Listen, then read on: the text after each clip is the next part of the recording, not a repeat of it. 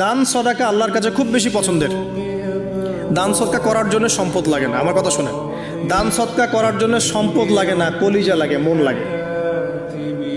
বহু বড় বড় মানুষ আছে দান সদকা করতে পারে না, কোটিপতি, জাকাত দেয় না, আছে না? আর বহু গরিব মানুষ ভ্যান চালায়, কৃষিকাজ করে, দেখবেন 100 টাকা দান করে দিল। মন থাকতে হয়, মন, কলিজা বড় থাকতে হয়। তো যাদের কলিজা বড়, মন বড়, তারা দান সদকা করতে পারবে ইনশাআল্লাহ। আর যার মন বড় সেখানেই তো আল্লাহ নূর আসবে। সংক্ষিপ্ত মনে কি, সংকীর্ণ মন আল্লাহ নূর কোত্থেকে আসবে? কথা বুঝতে পারে নাই? তো দান সদকা বাড়ান। আপনি 1 টাকা দান করেন, 5 টাকা দান করেন, হালাল রিজিক থেকে 1 টাকা দান করেন, সেটা আল্লাহর কাছে অনেক বেশি পছন্দের।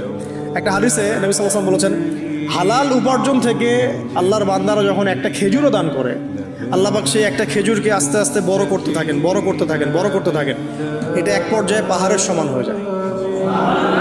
এবং কিয়ামতের মাঠে মানুষ তার দান এবং সাদাকার যে ছায়া, এই ছায়ার নিচে অবস্থান করবে। আপনার বিপদ হয়েছে, দান সদকা করেন, বিপদ দূর হয়ে যাবে ইনশাআল্লাহ।